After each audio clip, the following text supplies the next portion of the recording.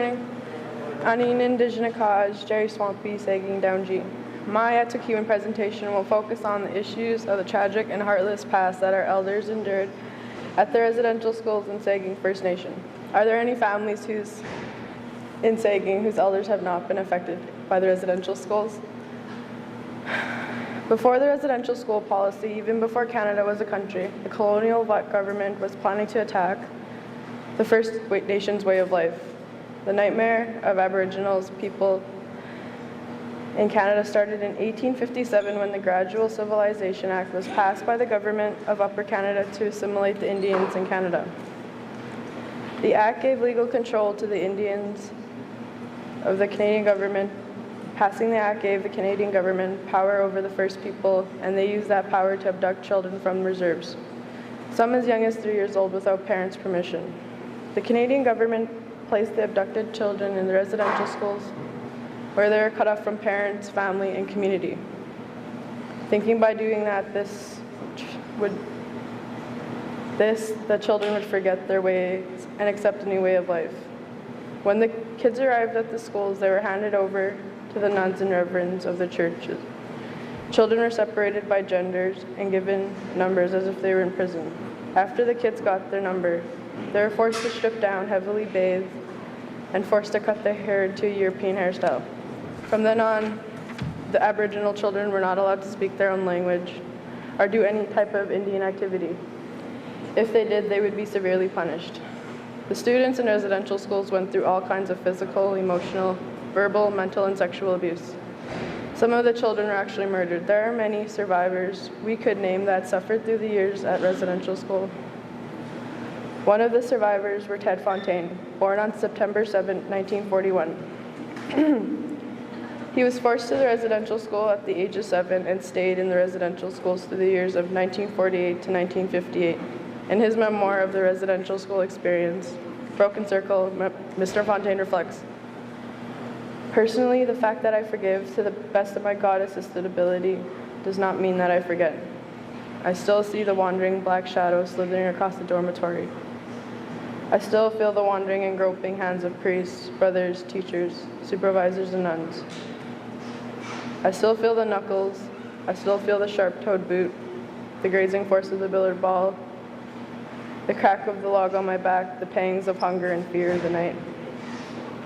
While laying on my bed and praying, I seek to experience the manly working smell of my father, the sad, kindly, soft face of my mother, and the warmth of the crackling fire in our family home. My life changed forever when I was 7 years of age." The Canadian government's residential school policy affected every aspect of the Aboriginal culture in the goal to eliminate Aboriginal people. When the children were taken, they left the adults alone without any children in their communities. Imagine being in a community where there are no children playing and running around. Imagine when there's nobody to pass the histories and teachings to. Well, that's what Aboriginal communities like Sagkeeng looked like when the government took away the children. When the government forcibly took the children from the parents felt so hopeless because they couldn't do anything about it, or else they would be arrested and put in jail. Can you picture that, not being able to protect your children from going somewhere where they were treated like prisoners, being beaten and punished for being who they were?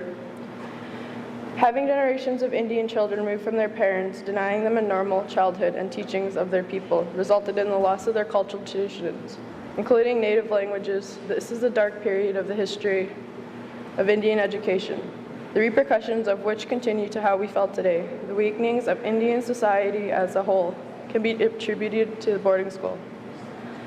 Cultural conflict, alienation, poor self-concept, lack of preparation for jobs and for life in general derive from this deplorable experience. It is evident not only those who attended these schools affected, but so are the children and their community. Some of the effects of residential school have created long-lasting problems that Native people are still dealing with today and will continue to deal with far into the future.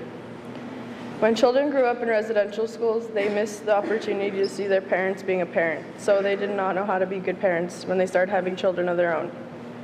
This is one of the reasons there are so many dysfunctional families, with many Native people in prisons and many families involved with child Child and Family Services. So much healing must take place to overcome the effects of residential school. Canadian government almost succeeded in their plan to assimilate the Indian children. They tried by taking away the languages, their culture, and their ceremonies, which mean they tried to destroy all those things that are a person's identity. My generation was very lucky to hear these stories from our elders about the residential school experiences and how this experience affected them, their behavior, and their lives. Our parents' generation never got to hear these stories. Stories that would have helped them to understand a lot of things that were never explained to them. I have to give respect to my elders of Sagkeeng First Nation for having the courage to share their past, these brutal life situations, and to educate my generation about the residential school era. With this knowledge from my elders, my generation will be able to address the many problems created by residential school. In our community, our elders have been through the toughest generation of our people, from being beaten, humiliated, to losing everything: their families, cultural, language, and respect. Their courage to tell each and every one of their stories with our generation is something I definitely cherish and appreciate. Miigwech.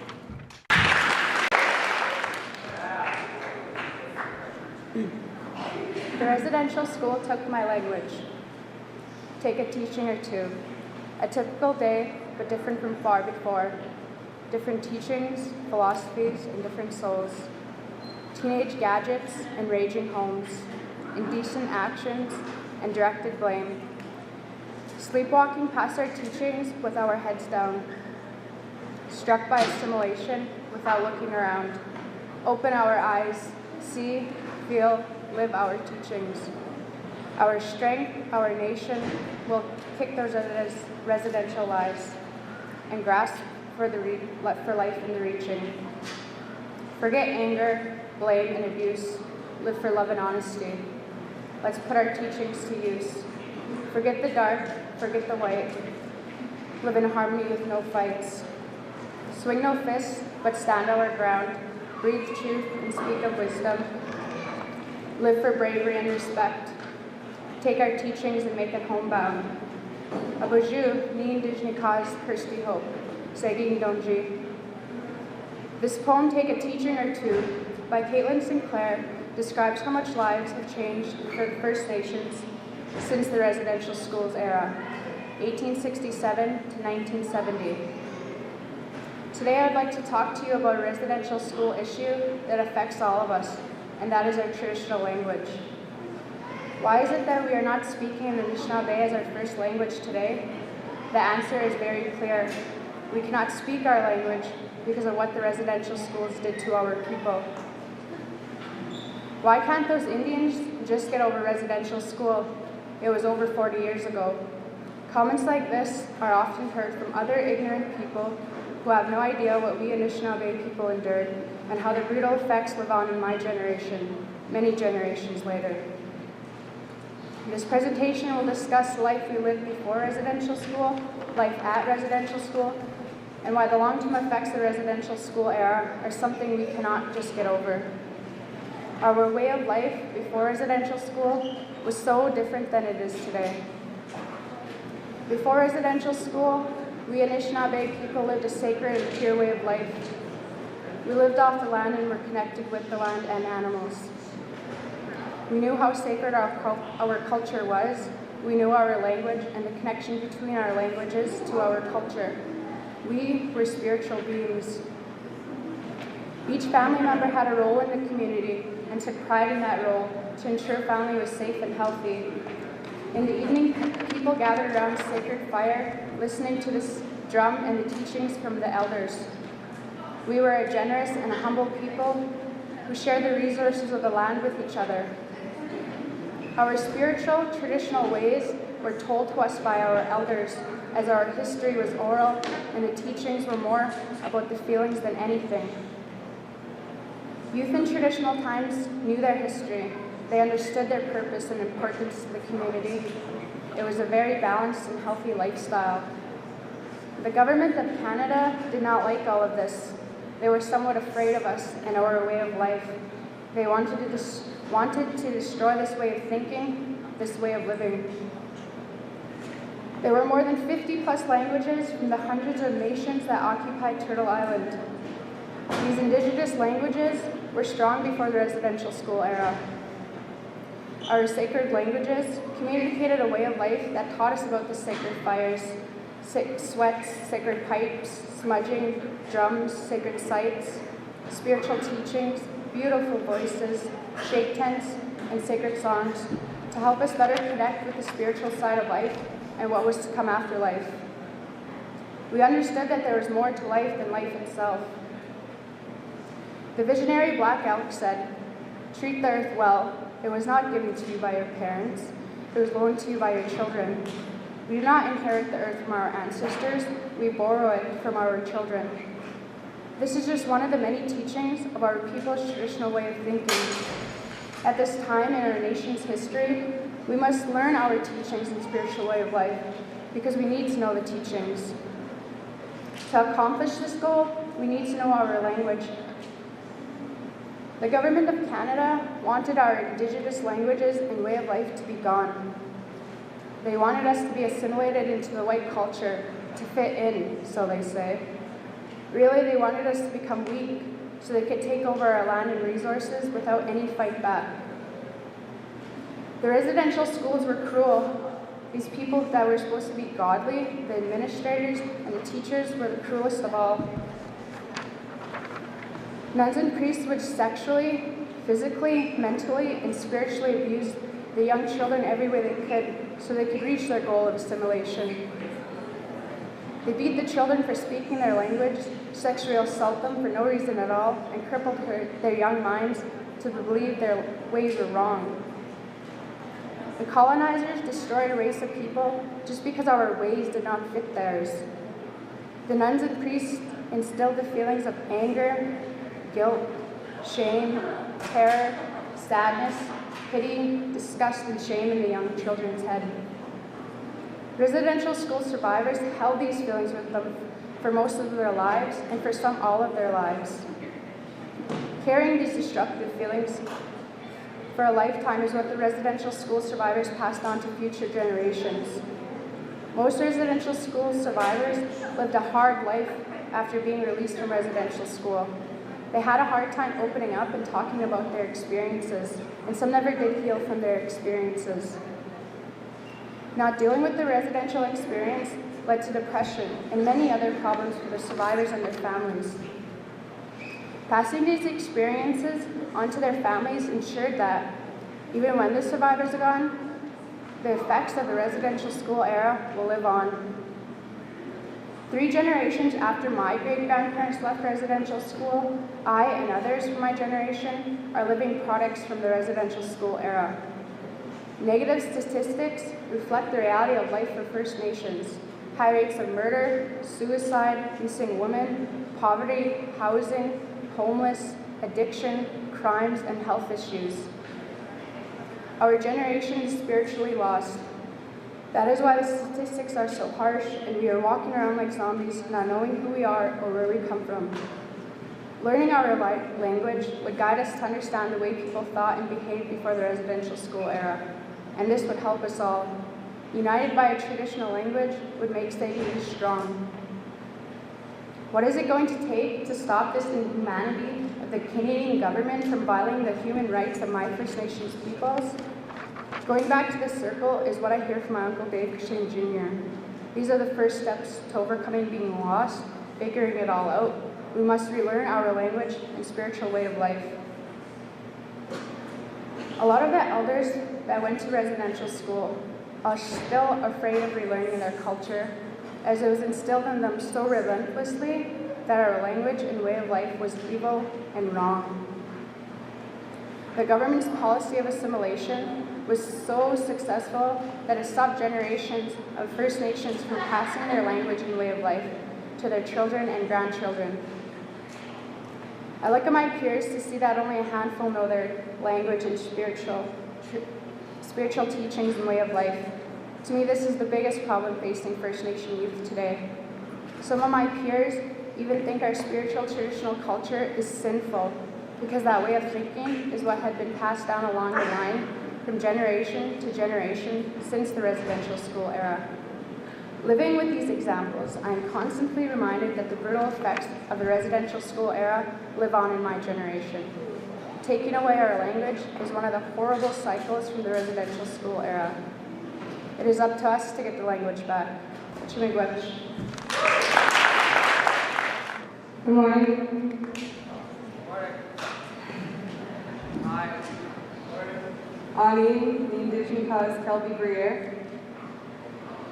Some people believe change is a scary concept. The truth is, we all at some point in time are forced to stare change in the eye. It's inevitable. And although a lot of change happens for the best, some change is carried out by the wrong hands or for the wrong reasons. This Atsokewin presentation will discuss self-change, assimilation, and changes for the First Nations. Before a nation can change, the people in that nation must change.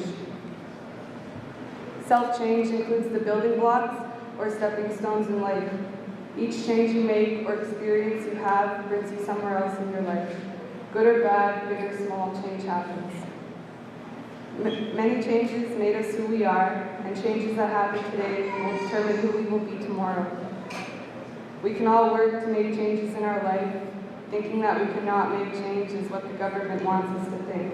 But we can make changes to the Canadian government and its laws. Laws that have had such a strongly negative effect on our way of life. The Canadian government is a group of people who create and enforce laws. Unfortunately, Canada has illegally forced their laws onto the First Nations. These Canadian laws were laws of assimilation designed to change our traditional way of life. These laws include the Indian Act and the residential school policy. Canada thought that their policy of assimilation would change the first people to follow the colonizers' way of life, but they were wrong. The Canadian government is very corrupt. Many people don't realize what the government does. Many youth don't see the assimilation, the lies, and the genocide attempts. They don't realize how fast the government is still dividing our nations. Canada's policy of assimilation has legitimized taking our land, polluting our environment, and hoarding our resources. Soon there will be nothing left, and this has to change. To begin change for our nation, let's start with community attitude. Community attitude is the first step of change in fighting for our rights. If everybody took the time to think about our future instead of feuding with each other, we would get somewhere. This change would bring us sovereignty, strength as First Nation people, and independence. The next step towards changing community attitudes is to break destructive cycles that haven't been broken yet, and to understand your place as a First Nation. In order to understand, we must educate ourselves and break these cycles we haven't broken yet. Cycles that have been hurting us for generations: alcoholism, drug abuse, depression, and lack of education. These cycles are dividing our people, weakening us, and this has to change. So who is going to make these changes? These changes are already being made in small steps that previous generations have started for us. The government devised a process that just takes much longer than we would like. It was said in a prophecy that the seventh generation from when the treaties were signed would be the generation to stand up and exercise their rights. We are the seventh generation. So educate yourselves and join us in the fight for our rights. Rise above the policies of assimilation that have been forced on us, and remember that we are the seventh generation, the generation of change. So where do we start? Well, how about this? Intersecting obstacles, parallel intents, crisscross minds, spirits and fence. Policies of assimilation, futures oppressed. What more can I say? We're all we have left. Stand up as a nation for the future of your children, sovereignty and revelation. No more shall we suffer in sorrow. Join the fight for the rights of tomorrow.